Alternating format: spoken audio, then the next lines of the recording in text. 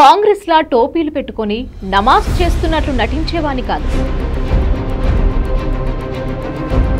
Telangana vote బ్యాంకును తెలంగాణలో బలోపేతం చేస్తాం అన్న కేంద్ర మంత్రి బండి సంజయ్ వ్యాఖ్యల్లో వాస్తవమెంత? నిజంగానే హిందూ ఓటు బ్యాంకుతోనే విజయం సాధించారా? ముస్లిం ఓటు బ్యాంకు కేవలం కాంగ్రెస్ కి పరిమితమా? ఈ విషయాలను విశ్లేషించే ప్రయత్నం చేద్దాం. మరిన్ని వివరాలు తెలుసుకోవడానికి ఈ వీడియో చివరి వరకు చూడండి.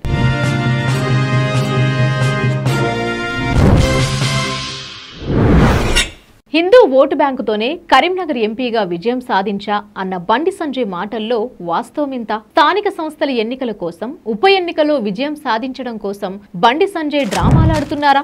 కాంగ్రెస్ ను మాత్రమే విమర్శించడంపై బండి సంజయ్ ఆంతర్యమేంటి? వచ్చే ఎన్నికల్లో బీఆర్ఎస్ తో బీజేపీ జతకడుతుందా?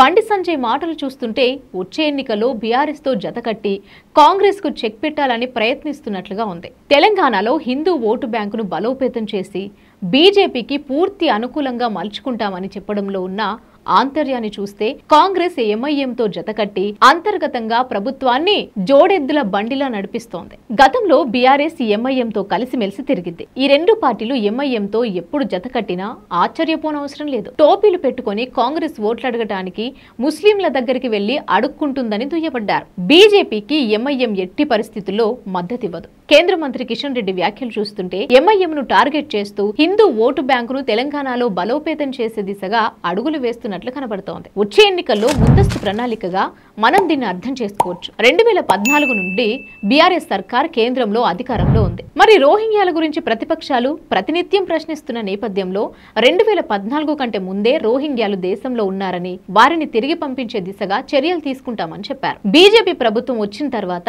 ఎవరు కూడా భారతదేశంలోకి అక్రమంగా చొరపడలేదని చెప్పకనే చెప్పారు. మా ప్రభుత్వంలో రోహింగ్యాలపై కఠినంగా వ్యవహరిస్తామని చెప్పడానికి ప్రయత్నం చేశారు. ముస్లింల మద్దతుతోనే ఇతర పార్టీలు ఎప్పుడైనా ప్రభుత్వాలు ఏర్పాటు చేసే ఆస్కారం ఉంది. దాన్ని దృష్టిలో పెట్టుకుని ఎంఐఎంను టార్గెట్ చేశారా అంటే అవుననే సమాధానం వస్తోంది. ఫాతిమా కాలేజ్ ని కాంగ్రెస్ పార్టీ రక్షించడం, ఇతర కబ్జాలను కూడా రక్షించిందనే ఉద్దేశంతో ఎంఐఎం కాంగ్రెస్ కు అంతర్గతంగా తన సపోర్ట్ ఇస్తోంది. మరో 3 ఏళ్లు కాంగ్రెస్ ఎంఐఎం అనుబంధం కొనసాగుతూ ఉందనడంలో ఎలాంటి సందేహం లేదు. వచ్చే ఏ ఎన్నికల్లోనైనా అటు బీఆర్ఎస్ కు ఇటు కాంగ్రెస్ కు ఎంఐఎం సమయాన్ని బట్టి సపోర్ట్ చేస్తుంది. ఇందులో ఎలాంటి సందేహం లేదు. చూద్దాం కేంద్ర హోంశాఖ సహాయ మంత్రి బండి సంజయ్ చేసిన వ్యాఖ్యలు ఎంత దుమారాన్ని రేపుతాయో.